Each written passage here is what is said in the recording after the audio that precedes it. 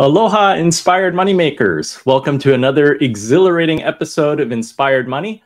I'm your host, Andy Wong, and today we have a great episode entitled Mindful Money Management, Budgeting for Success. We're going to make budgeting fun. But first, a quick update on our fundraiser for Maui that was devastated by the wildfires 2 weeks ago. I hosted a concert in my hometown of Chatham, New Jersey. So far, we've raised over $5,000. So, inspired moneymakers, if you want to make a tax-deductible donation, please go to inspiredmoney.fm/Maui. That's MAUI, and appreciate your support, and we can hopefully make an impact and help those in need. We're diving deep today into the art and science of tracking your expenses, aligning your values with your budget, and setting you on a path to financial freedom and well-being. We're going to explore tools and techniques that empower you to take control of your financial destiny. From budgeting apps like Mint and YNAB, that's You Need a Budget, to the wisdom of financial advisors, we're covering all the bases. We're going to delve into the psychology of spending and saving and how mindfulness can be your secret weapon in money management. If you're not a numbers person, that's okay. This conversation goes beyond the numbers. We're going to talk about creating a meaningful relationship with your money, one that resonates with your core values and enriches your life in ways you've never imagined. And that's not all. We'll explore actionable strategies for reducing unnecessary spending, building reserves, and setting achievable financial goals.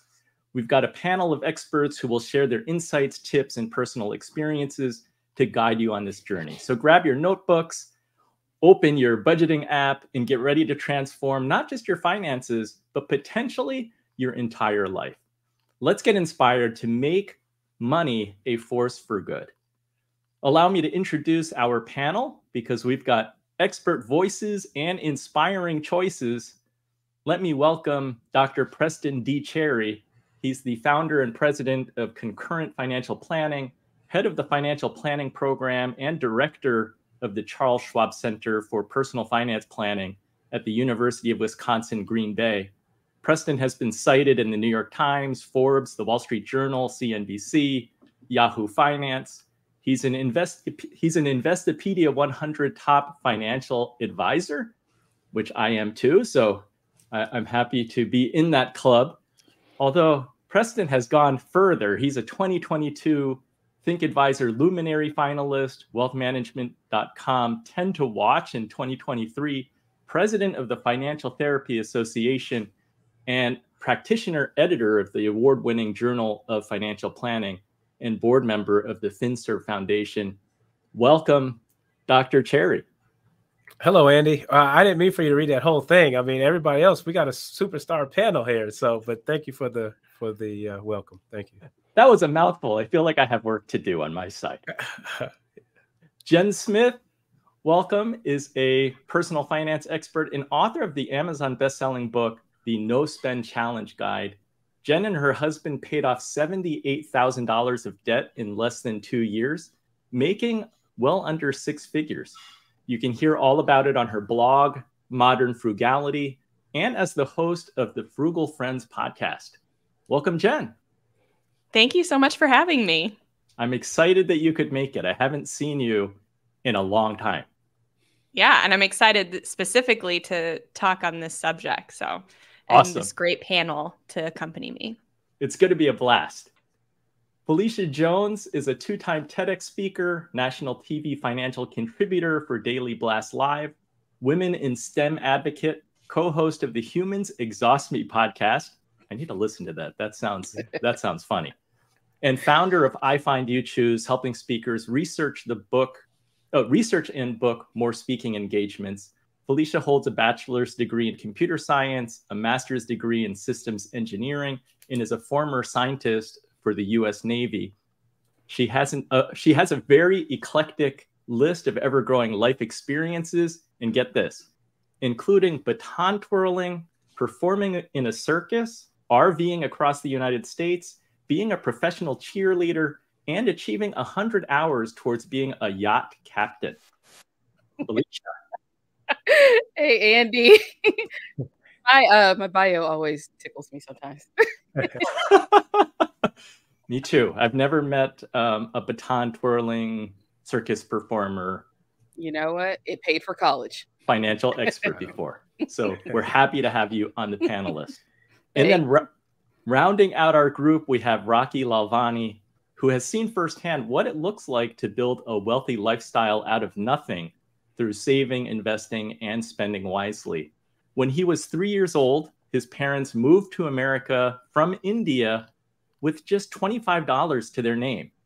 After many years of practicing the principles of hard work, saving, investing, and spending wisely, Rocky has been able to retire from corporate America. His business, Profit Comes First, helps business owners to achieve financial freedom and flexibility. And he hosts the Richer Soul podcast that talks about life beyond money. So welcome, Rocky. I haven't seen you in a long time either. Haven't seen you either, Andy. Always watching you on LinkedIn, though. Thank you so much for having me here today. I'm glad that you can be here. I understand that you have to leave at hour. So we're going to try to get as much out of you as we can before you have to leave. But we're happy that you're here.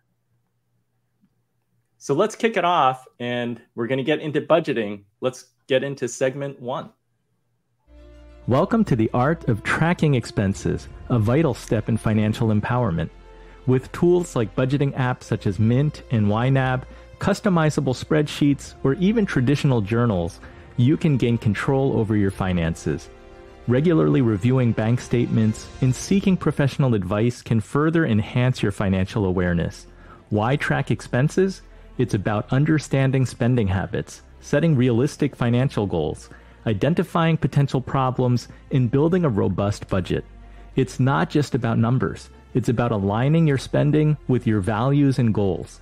From automatic categorization with budgeting apps to personalized strategies with professional assistance, tracking expenses offers control, goal alignment, and financial security. Whether you're looking to reduce debt, invest wisely, or simply live within your means, these tools and techniques are your gateway to financial success. Remember, tracking expenses is more than a task.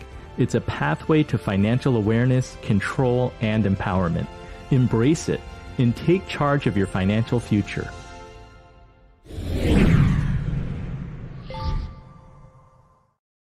So budgeting, sometimes referred to as the B word.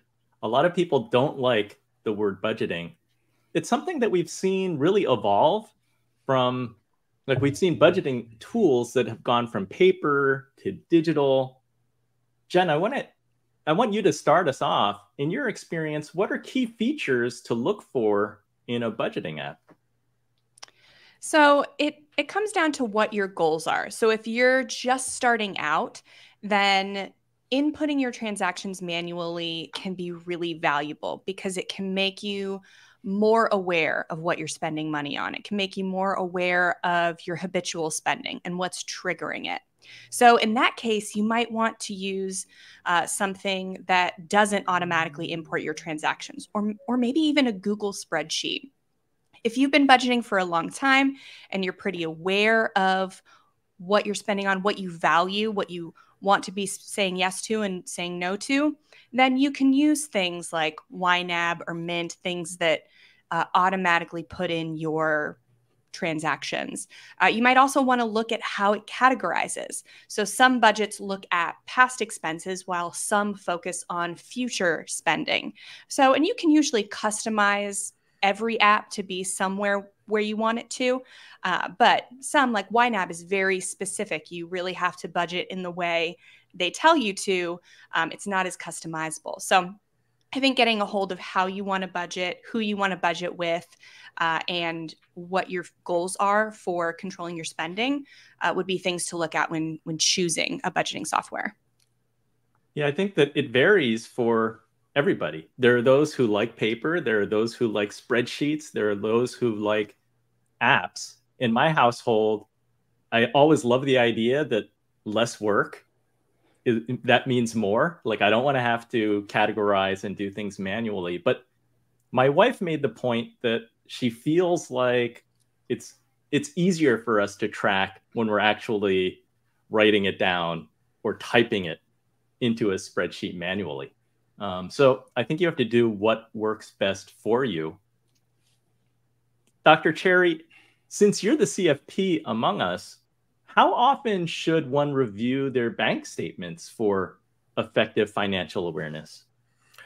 Wow. Excuse me, like Jen said, really becoming one with your statements. If you are, it depends on where you are, life stage or where you are in your journey. Because if you are more developed, more, further along, then you may not have to check your bank statements every month. It could be quarterly. Semi-annually is too much. I mean, too little, but I would say monthly at least. However, I think what Jim was talking about too was like, if you are having, behaviors or decisions, or you're simply not feeling good about where your money direction, I always say that your money should work concurrently. That's where the name of the firm went. But if your life is going this way and your money is going this way, and you're not feeling good about it, then it's time to really check that bank statement weekly, so you can identify what's not aligning, what's not feeling good, and so you can improve. So weekly, if you're really in the beginning, monthly, quarterly, if you're more developed than your stage. Yeah, that's huge, because especially when markets are down, you hear stories of so many people, they don't even want to open their statements and just leave it in the envelope. So, well, I would say, let me just wait for investments. Yes. If the markets are down in a month, just let them ride, in the short term. But we're talking about our budget statements, more frequent. Good point.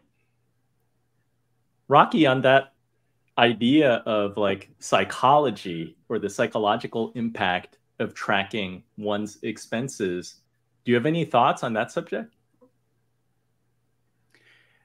So I think it depends on the person.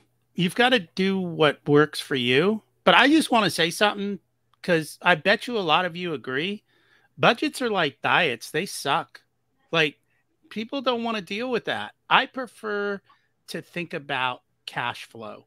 Where is my cash flowing? And if I looked at where my cash was flowing, would I be happy with it? At the end of the day, the reason you're coming up with this money plan is so you can build wealth. Well, I think it's just a lot easier if you automate your savings up front, and then whatever pot of money is left, you live within that pot of money. And so it's more of a constraint, is forcing yourself to spend a little bit less, and then asking yourself, am I happy with how I spent my money? Well, that's a great point, Rocky, because those who don't like the word budget or find it too intimidating, or it just feels too big a task to face, tracking is, I think, the magic. That's where the magic is, because it's a much easier ask of yourself and maybe of your partner. Like, let's just track our money for a month, because most people know how much they make. Too many people don't know where their money is going every month. So if you just track where it's going, food, housing, transportation, entertainment, and healthcare, if you do that for a month and you do that for a second month, you can't help but see some trends and start making improvements. Felicia, with your husband, like, how does budgeting work together? And has tracking expenses led to any financial breakthroughs? You know what? I'm probably the wrong person for that question, because I am the habitual budgeter in this relationship. And we have gotten into this flow where I actually do kind of manage all of the money, and I give him a report. I know it sounds really weird, but he is not the one that is living on Mint. Shout out to Mint. I'm a 20-year user now. Love Mint. And I also budget. I used to do the tracking like you were talking about with Post-its. I would have all these colorful Post-its on the wall of what's coming in, what's going out, what debt needs to go away. So I love tracking money. I know I'm a little weird that way. But when it has come to the tracking of the finances, you know, he kind of has a general idea of what's going on, but I am the one who kind of does all of the, you know, did you spend $5 on Amazon? Exactly what did you buy? And it's not as crazy as it sounds, but I do check our money every week just to make sure I know what's going on. Investments and stuff, I kind of like leave that alone until I'm like 65 or something. But I keep up with everything, and we do have constant communication of what's going on with the money. So I'm the one who's in it hands-on. He does know what's happening, and we kind of just talk back and forth with what's going on with the finances. Well, it's great to know your strengths. And if you like doing the tracking, that's super helpful to the partnership. What does the reporting look like? Is it very informal and casual, where you ask him, what did you buy on Amazon for $5? Or do you sit down periodically? Does he need to submit an expense report? Yeah. No, Jen. Yeah. So the way it goes in the family is basically, it's kind of how we manage money. The house owns all of the money. We do adult allowance. So everybody gets the same pot of money each month to go and do whatever you want with. So when it comes to like when we have the talks about money, if there's something big going on, yeah, we sit down and talk about that pretty quickly. But when it's something very general, usually at the end of the month, I'm just making sure, you know, Netflix didn't try to overcharge us, because they do sometimes. And I just go in, if I see these phantom, you know, expenses like $100 on Amazon, or it's like, well, what is this and where did it come from? Sometimes I just want to know so I can categorize, because like I said, I'm a 20-year Mint user. I love categorizing things. And it just keeps up with everything. And at the end of the month, I just give an overview of here's how much money we have in savings. Here's how much we spent. We need to cut back on eating out because we spent $1,000. Maybe we shouldn't do that next month. So we do that kind of talking. That's great. Let's move on to segment 2. We're going to talk about values. Welcome to the journey of aligning values with budgeting, a transformative approach to financial well-being. It begins with identifying what truly matters to you, such as family, personal growth, or community involvement. With clarity on your values, you can create a purpose-driven financial plan. How? Start by tracking income and expenses, allocating funds to categories that reflect your values. Practice conscious spending, asking if purchases align with your priorities and considering their long-term value. Evaluate your current spending habits, identifying areas of overspending or dissatisfaction, and redirect resources toward resonating activities. Set clear financial goals that align with your values, breaking them into actionable steps. And remember, as life evolves, regularly reassess and adjust your spending to ensure alignment with shifting priorities. This approach is more than budgeting. It's about creating a meaningful relationship with money. It's about making financial decisions that resonate with your core values, fostering financial well-being, and leading a purpose-driven life. Embrace this alignment and embark on a more fulfilling and rewarding financial journey. Your money, your values, your life.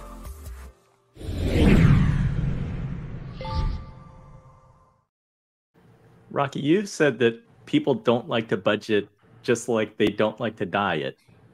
I know that you have been very successful in your dieting. You've lost a significant amount of weight. So do you maintain a family budget? And how do values play into how you spend? We don't have a budget per se anymore. What we do is we have our savings goal. So all of our savings occur before we start spending. So all the money is already put aside, which means as long as I hit my investment goal, how I spend what's left doesn't really matter. But what we do is after we spend it, we sit down occasionally and we look at it and we say, hey, this is where our money flowed. Are we happy with where it flowed, or are we unhappy? In the same way with diets, you know, if you've got to be on 1,800 calories a day, it gives you lots of options. Does it really matter if you had a little bit more carbs than fat or this or that? What matters is that you're happy with what you ate, or you're happy with where you spent your money. You talked about values. That's what this is. Are you happy with the values your money reflects about you? And spending money can be so emotional or emotion driven. Jen, I'm curious, what role does emotional intelligence have in budgeting? I think that it is highly undervalued in personal finance. We talk a lot about what you should be spending money on or what's good to spend money on. In reality, those are mostly like other people's perception of what's good to spend money on.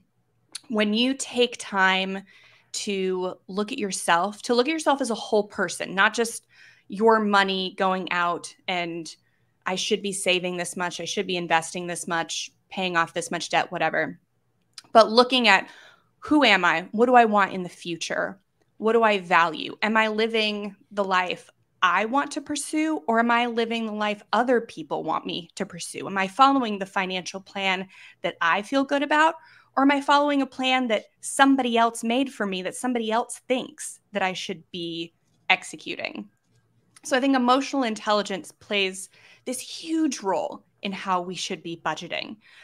But a lot of the times we get stuck by what other people are telling us. And it's great to listen to other people when you're just getting started, but eventually you do have to develop the skills to forge your own path. And that's where values come in, because you can value anything, but not everything. And what I value is going to be different from what you all value.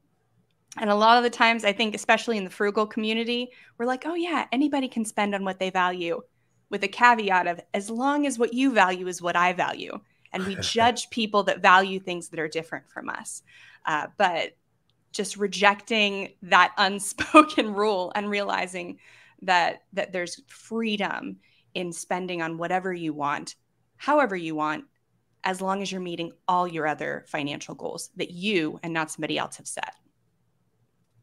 Preston, what are some common pitfalls when trying to create a purpose-driven financial plan for a client? Yeah, I always say that I had this thing called FOMO over FOMO. I was trying to make a cool T-shirt, which is which is focus on moving on with your plan. So FOMO rather than focus on missing out. And it's kind of like what everybody's saying. It's like once you start focusing on what everybody else is talking about, then you lose sight with your plan. And to get a little nerdy here, Felicia's just nerdy on the budgets, but to get a little nerdy on like a formula, there's an actual formula called utility, and there's this thing called preferences in there, and we have our own preferences that bring us utility or well-being, right? And I have a hashtag that I need to start using. All right, it's hashtag MYOFB. All right, mind your own business, right? Which is to what Rocky was saying. It's like once you save and invest what you need to, and I know we all heard the word spending plans before, it gives us more freedom to what we aspire to do, what we can do. Because in Maslow's triangle, talking about this self-actualization, you have, those fundamental living needs that we need to survive. And you also have these wants that are thriving wants, but those are also needs too. So I don't like categorizing needs and wants one another when we do need to invest in ourselves. And sometimes that's a little status. Sometimes that's a social connection and all that. So what everybody else is saying is actually spot on. Is like you lose sight of your goals when you're trying to fit yourself into somebody else's peg. Don't do that. Allow yourself to be worthy of spending your money. Felicia, you were in the Navy, where I suspect you're trained to do everything a certain way. But today, you and your husband are traveling the United States in an RV. Any tips on this hashtag MYOFB? Well, I have to correct you. I was not enlisted in the Navy. I was a computer scientist on the civilian side. So I was the nerd in the lab for the Navy folks. And, you know, one of the reasons why I definitely say yes to this panel is because of this segment. And I think a lot of us, we forget that, you know, sometimes we're given this money. Yes, do all of the things that you're supposed to do, to the responsible side of it. But life is about experiences. And sometimes we are either saving up to not do anything with this money until we're like 65 or 80 years old. Whereas, you know, I'm like Rocky. If you hit all of your savings goals, you hit everything, go and experience this life. One of the things that we did when we started off in our marriage was we had to have a discussion about how we're going to spend. And the joke is, you know, I'm in a mixed race marriage. I was racing to spend the money. He was racing to save it. And I was like, okay, we need to slow down. And I was like, what is the purpose of our marriage? And we really did have that discussion. And it was all around travel. So all of our money and all of our savings were all geared to travel. We made sure we hit our 401k goals, all of the other goals, all the life insurances. And then we made sure we went and just, we had a pot, we have a bank account called vacation money, and we would just blow the crap out of that thing. And, you know, when there was no more money, we went camping. So now life is a little different. We have officially sold the house. We're nomads. And we are actually we bought a catamaran, so we're going to start sailing in the Caribbean. So I think we just have to like have some intention with our money and look at the fun side, the responsible side, and just remember it is yours. And yeah, other people can mind their own business, what you do with your own money. Jen, since you are like representing frugal living, how do you balance that saving for the future versus living now? It is a fine balance, right? Because we wish we could have all the money we need to meet all our values all at once, right? But the fact is that we don't, especially as inflation rises. Even if we did feel like we had enough money a few years ago to meet our values well, the pinch is tightening. So it comes down to prioritization. I think when you can prioritize what you value and realize that maybe I can't hit everything this month, but that doesn't mean I can't hit it forever. I can hit some of these things next month, or I can get creative. And how do I find or meet some of these values for free or for a lower cost? So frugality forces you to get creative, which is what I love about it. It's not a lifestyle of deprivation or cheapskateism, but it just forces you to think outside of the box and not use money as your only or immediate resource for solving problems. Yeah, just a quick personal story. Like, we've been shopping for bikes for the family. My wife really wants to get the kids out riding bikes. We get a little exercise. And we did take advantage of some sales recently, buying 2 bikes.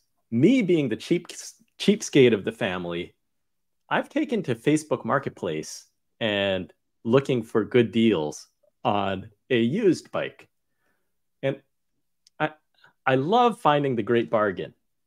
But if I calculate the amount of time that I spend searching Facebook Marketplace, maybe that's not the best value, but it doesn't take away from me enjoying the game of finding. Yeah, I mean, some people love the hunt, and that is a good use of your time then, even if you don't save a ton of money.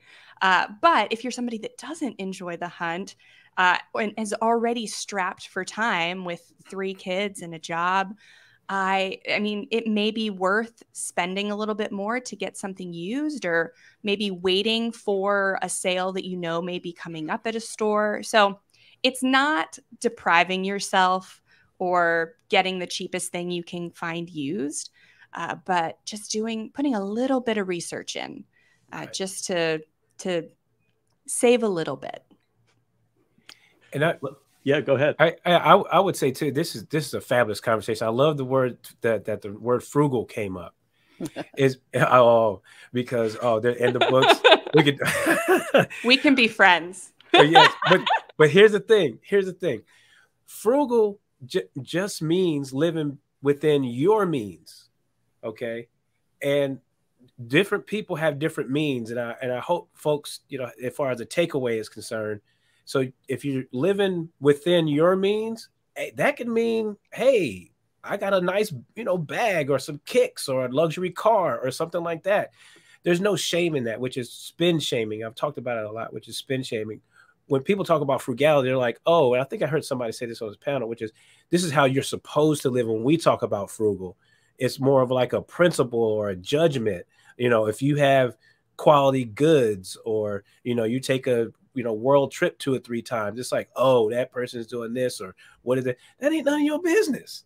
That ain't none of your business. So it's frugal. I hope everybody takes this away. Just mean living within your means. And lastly, I would say, if somebody likes being quote unquote cheap, as long as it's not a little stingy or something like that, but if that brings that person well-being, then there's no judgment on that either.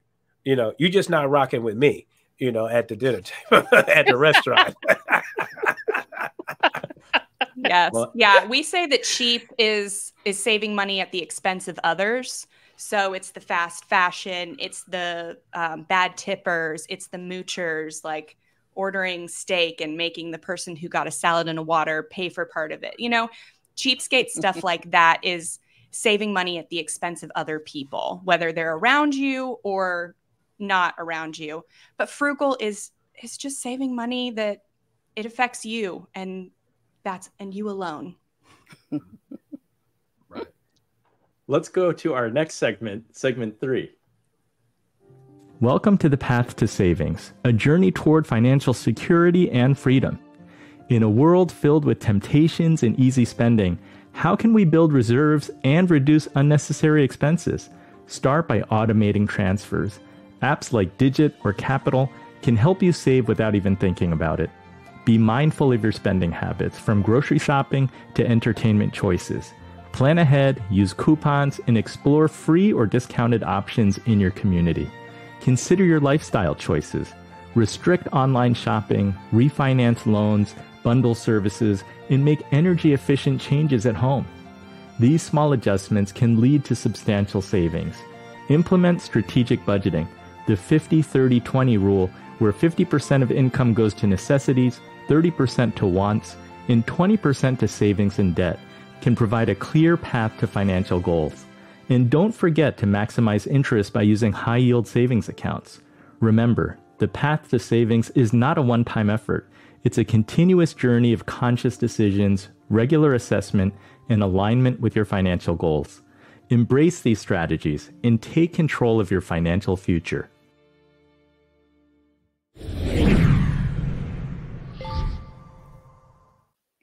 A shout out to Ariel Serber, who is in the chat. Thank you for watching live. For the panel, how effective are apps like Digit and Capital in helping people save? I'm not familiar with them myself. Miss Mint,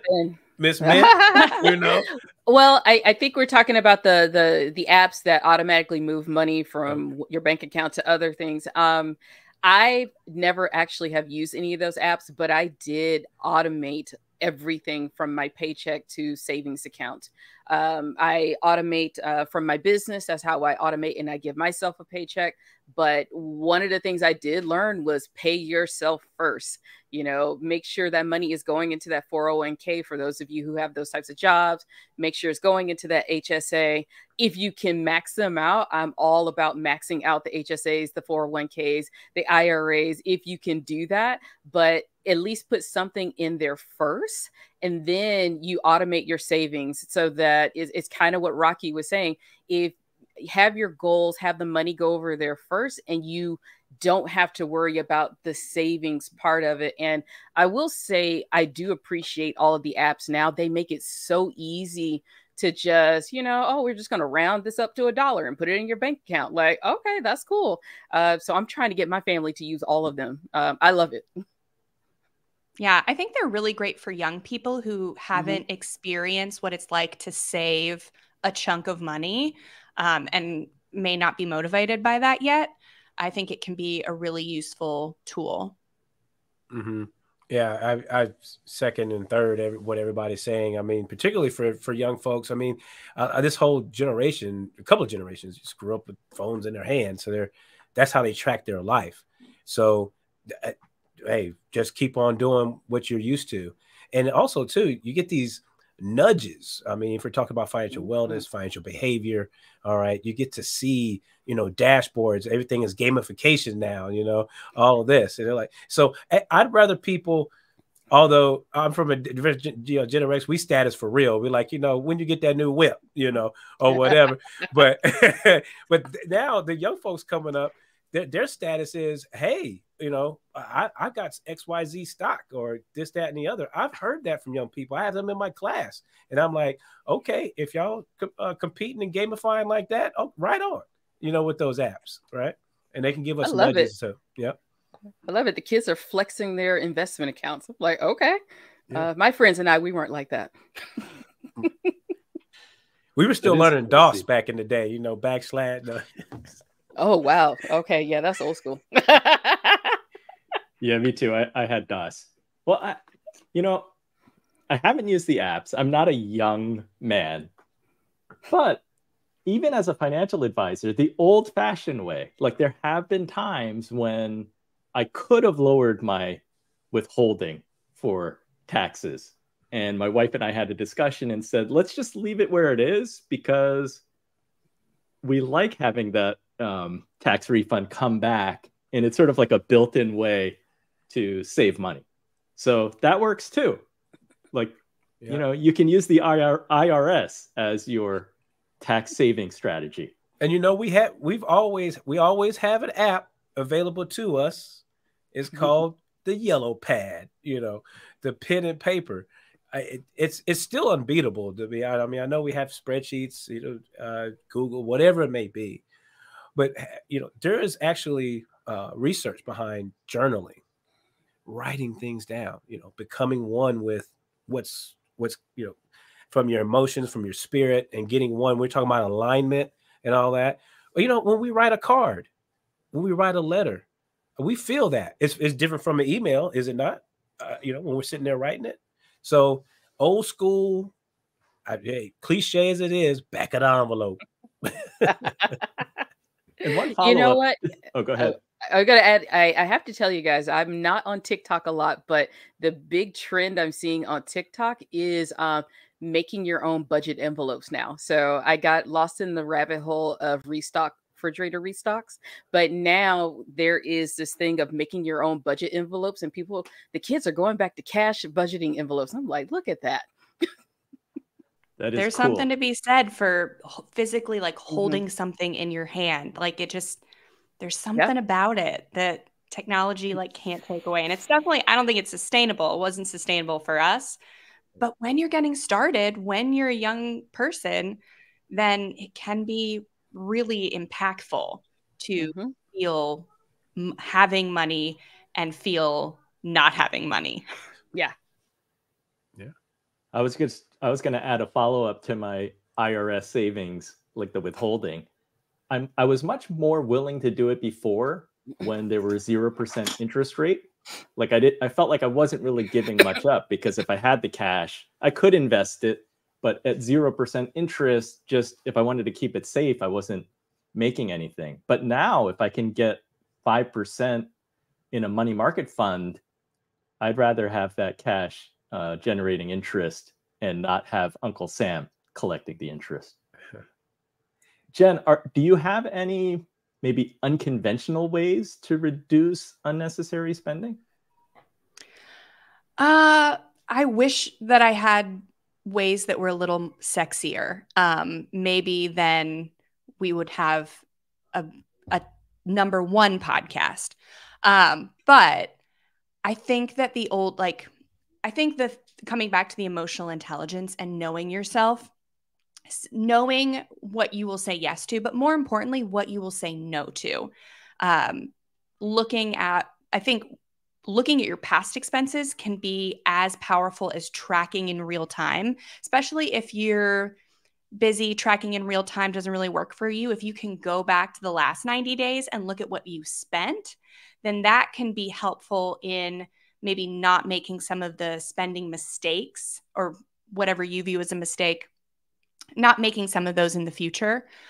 Or you can see a pattern that says, oh, this I thought was something I'm not supposed to spend money on, but every time I spend money on it, I'm really happy. I'm in a really good place. And knowing that that's kind of where you want to spend money on guilt-free. So I think probably my biggest hack might be going and looking at your past transactions to help with either making more of those purchases in the future or fewer of them.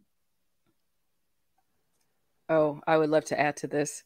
As far as unconventional ways to spend less, this is where technology is your best friend. Buying your groceries through a grocery app. So because we're on the road, we use the Walmart for pickup. I've saved so much money because I love my husband, but going to the grocery store with him, next thing you know, there's like, yogurt covered pretzels, and there's a bottle of wine. Like, how did that get in here? Oh my gosh, are we married to the same person? Probably. Same problem. It was like, how did we come to the grocery store for 5 things? It's $120. But I love the grocery apps. I was using them before the pandemic on Instacart. It does cut down spending a lot. The other hack that I've used is with Amazon, because I know sometimes we get addicted to Amazon that, get it by tomorrow. What I've started doing was putting things in the cart. Like if I'm thinking about it, like, oh, Jen mentioned this, I'm going to put it in the cart. And I wait until the end of the month to actually buy things, because by the time the end of the month comes and you go and look in the cart, it was like, did I really need that like glitter pen? Like I did not need that.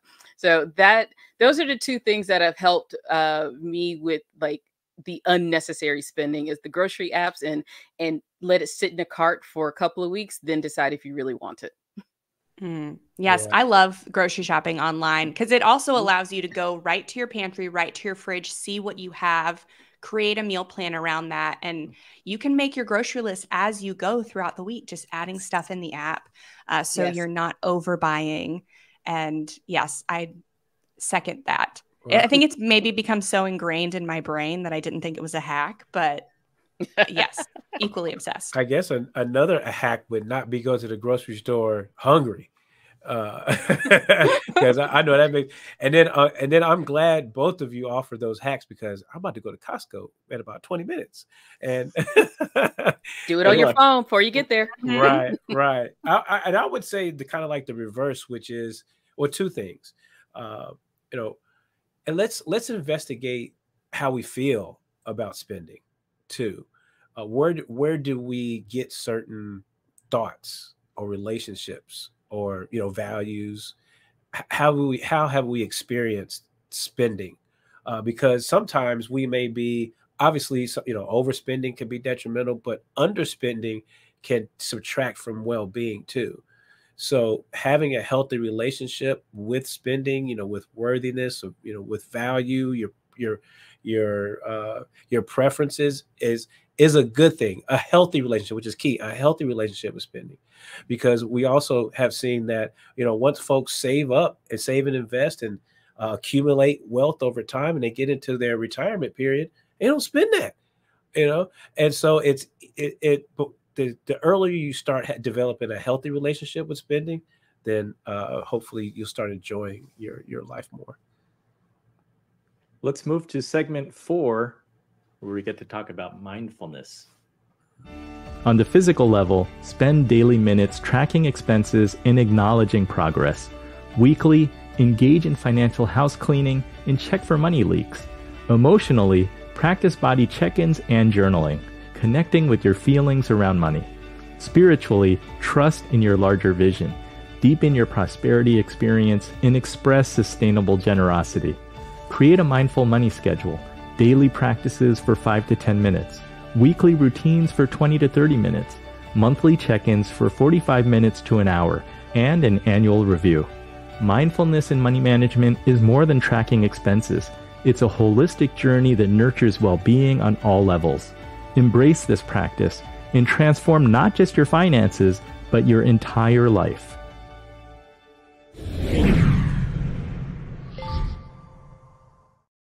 Preston, you mentioned the power of journaling. Is that something that you teach?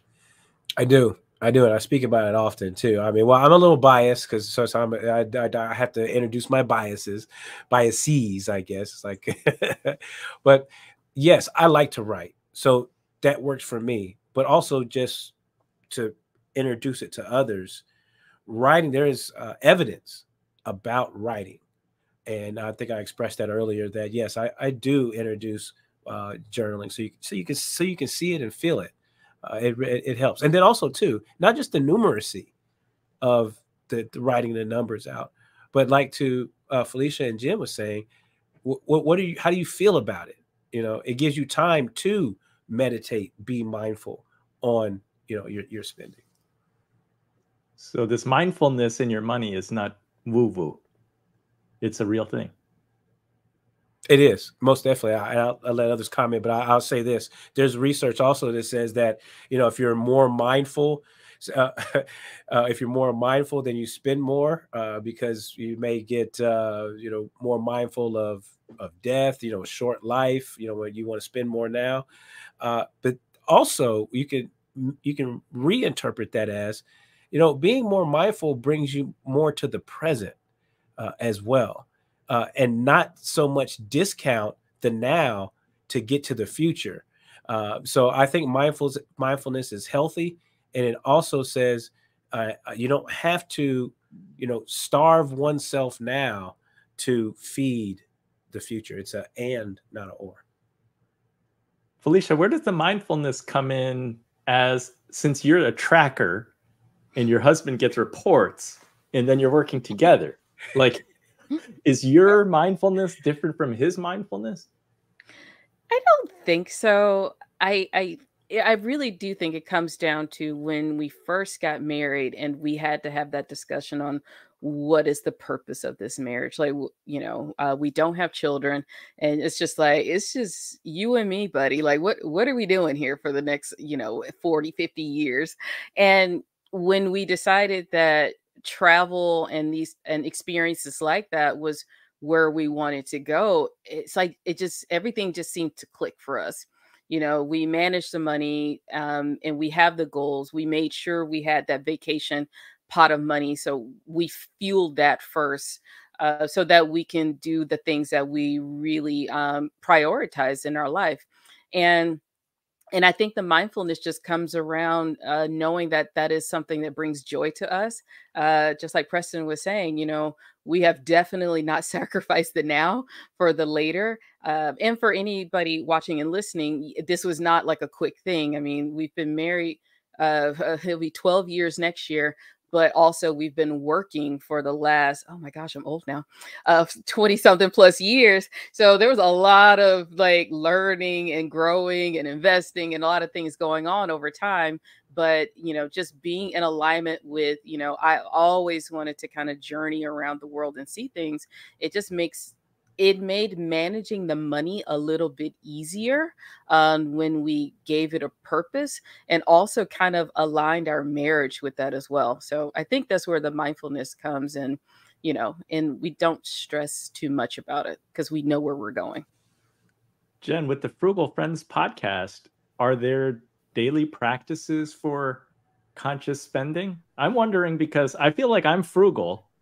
And my daily practice is almost like I need to figure out how to enjoy and spend money. but my wife is the spender, and then her experience is different. She's like, she needs to realize that she doesn't need certain things. Yeah, so it depends on who you are. If you are if you're anxious about money and that causes you to oversave, then journaling about those fears and insecurities and what brings you joy can help you spend more in the now.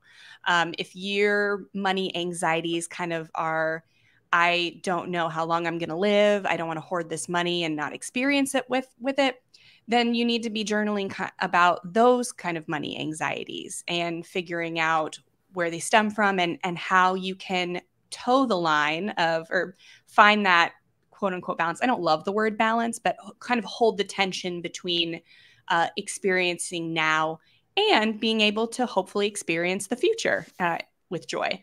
But I love to focus on gratitude journaling. And we have this saying of being content without complacency, finding contentment without complacency. I think a lot of times people think if you're content, then you can kind of become stagnant or complacent. But if you are finding gratitude, it doesn't mean you're not pursuing more. You're not pursuing, increasing your income or saving money. You can do both. But when you are grateful, when you are gratitude journaling, and there have been studies on this, then it does increase quote unquote happiness. There are a lot of benefits. And Preston, I'm sure you probably could speak on this, but there's a lot of benefits to practicing gratitude journaling on top of all the other types of journaling about money. That is inspiring. Andy and Preston, I have to tell you, and Jen, I have been doing the gratitude journaling. I actually love gratitude journaling, but I just wanted to let you know, Preston, I am carrying around all of my journals since 3rd grade. I still don't know what to do with them right now. Yeah, I'm with you though. I have it in my Jan sport bag. I don't even think do they make those anymore? Yeah. No, they don't. I had one with my initials on it. So we're the same. I have my journals too. I like to comment on communication. I've heard that word a couple of times this evening. Very key. Oh my goodness, is talking. Talking with your spouse, talking with your family members, reaching out to a professional coach, planner, communicating, because that's what writing is too, journaling, right? Is communicating about your money, past, present, and future. And that's what helps develop good money, habits and attitudes as well. Well, I do not want to stand between Preston and Costco. So let's go to our last segment, segment 5. Welcome to the path of financial success. Setting and achieving financial goals is a journey that begins with inspiration. Identify what fuels your financial dreams, whether it's buying a home, retiring comfortably, or building an emergency fund. Start by examining your current financial situation and creating a budget that aligns with your goals. Implement the 50-30-20 approach, allocating income towards needs, wants, and savings.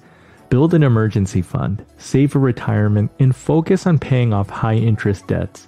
Make your goals SMART, specific, measurable, achievable, realistic, and time-bound. Write down your goals, track your progress, and don't forget to treat yourself as you achieve milestones. Remember, financial success is a continuous journey. Stay committed, be adaptable, and celebrate your achievements. Your financial well-being is a reflection of your life's aspirations, and with discipline and intention, you can make those dreams a reality.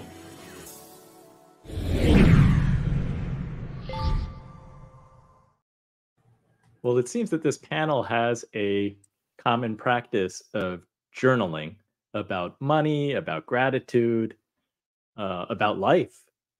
I want to ask Felicia, do you have, or how do you celebrate like milestones, achieving financial milestones? Are those things that you keep in your journal? I do.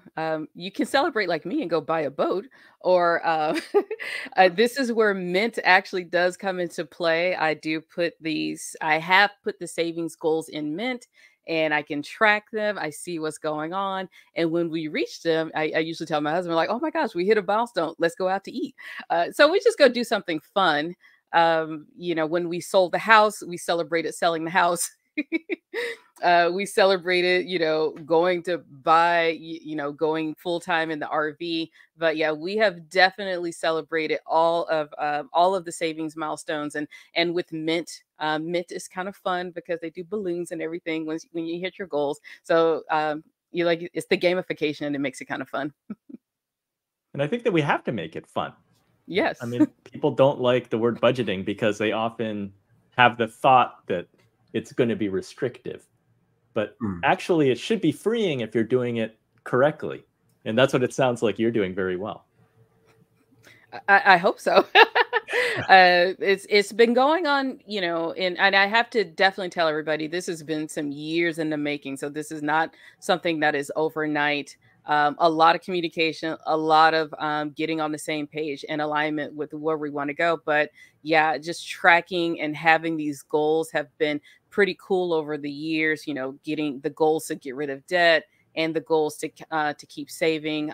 We have a new savings goal. I think it's going to take us about 5 years to get there. But yeah, I like having savings goals. They're kind of fun to track and keep up with. At least for me. I say, and get you some small wins. Felicia, Oh, yes. that's a great point. And Jen, I know you're at the same way. It's just like, get you some small wins. And I love your re-emphasis, Felicia, on time. I know folks, oh man, the talk has us going to 10 seconds, 15 seconds, things take time, So, I mean, I think what's the stat? I think the stat is like, most millionaires realize a millionaire status between, late 40s and 50s to 50. I mean, things take time. So give it that time, just like investing, building habits and the like. But also too, while, and going back to Jen's gratitude, is I think celebrating milestones is gratitude, to where when you do reach something, stay in that moment. There ain't too many of those good moments. I mean, life is ebbs and flows. So when you have a moment, like my dad said, let that marinate for a second and enjoy it.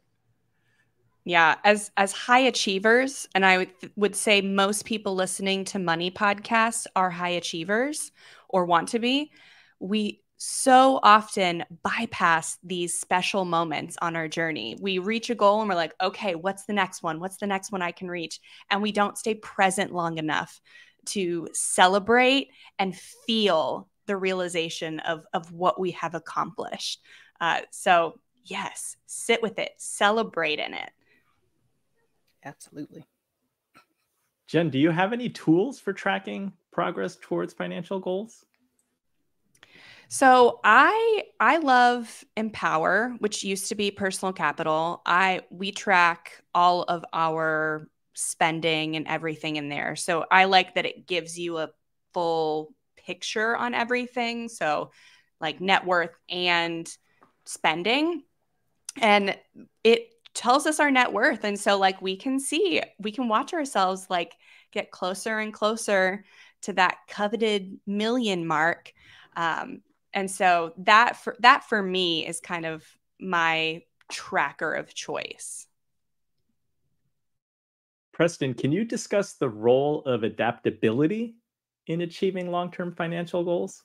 Yes. So my folks people have probably heard this before, but my dad said that he got this.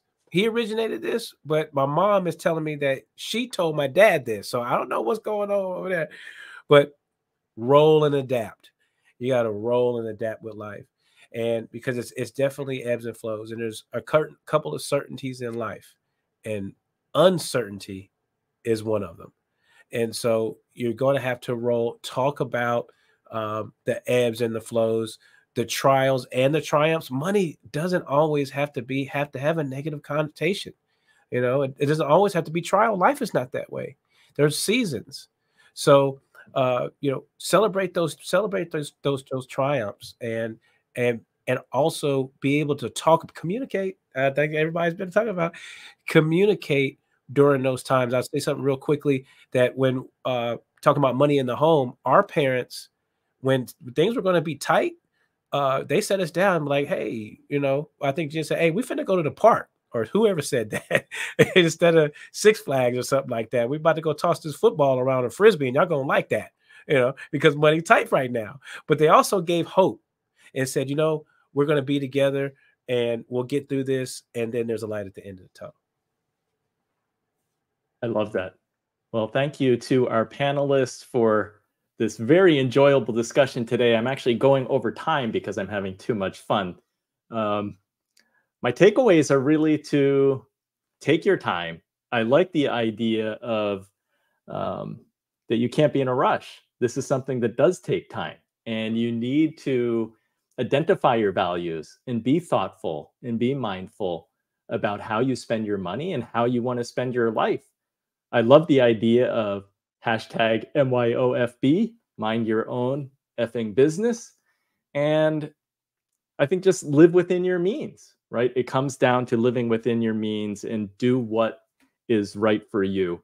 And just, I guess, 2 takeaways. If you have homework, if you're not journaling, start journaling today, because I think that from this panel, clearly you will find value in journaling and putting your thoughts onto paper. It gives you some time to really think about things and be more thoughtful. So thank you, everyone, for joining this money revolution, one stream at a time. Save the date for next week. That's episode 7, The Timeless Investment, Exploring the World of Luxury Watches. If you recall, episode 3 was The Taste of Success, Unveiling the Secrets of Fine Wine Collecting. And I learned a lot.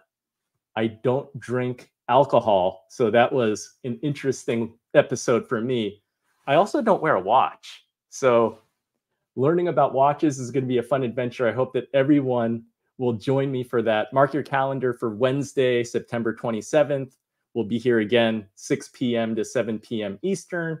You can sign up for my newsletter that goes out every 2 weeks by going to inspiredmoney.fm/newsletter. Everyone, thank our panelists for this amazing discussion about budgeting and making this evening engaging and fun.